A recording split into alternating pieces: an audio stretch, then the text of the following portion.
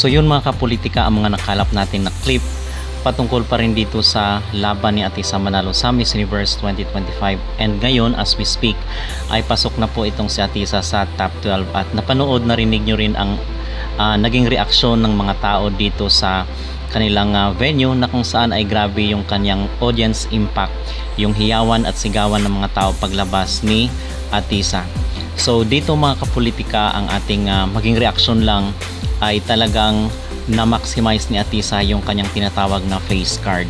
Yung kanyang mukha ay talagang masasabi mo na makukumbinsi niya ang mga hurado na bigyan siya ng mataas na score. Sana is magtuloy-tuloy na hanggang top 5 at most possibly is baka papasok rin siya sa top 3 dahil kitang-kita naman doon sa aura ni Atisa na napaka-elegante niya.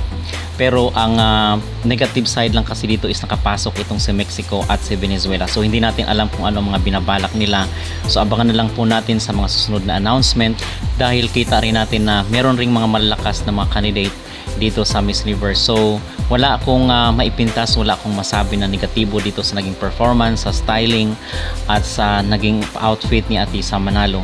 Pero kung ikukumpara siguro yung kanyang gown na ginamit doon sa prelim ay para sa aking personal na opinion ay mas gusto ko yung kanyang kanyang sinuot doon sa preliminary competition, but all throughout even dito sa finals ay masasabi natin na naitawid ni Atisa ang kompetisyon doon sa preliminary until dito sa finals. So abangan natin mga kapolitika kung ano nga ba talaga ang kapalaran na naghihintay dito sa ating pambato sa Miss Universe na si Atisa Manalo. Basta tayo ay all out ang ating support ano pa man ang maging placement ni Atisa, kasi I believe na na-represent ni Atisa ng maayos ang ating bansa at naibagayway niya ang bandila ng Pilipinas sa international platform.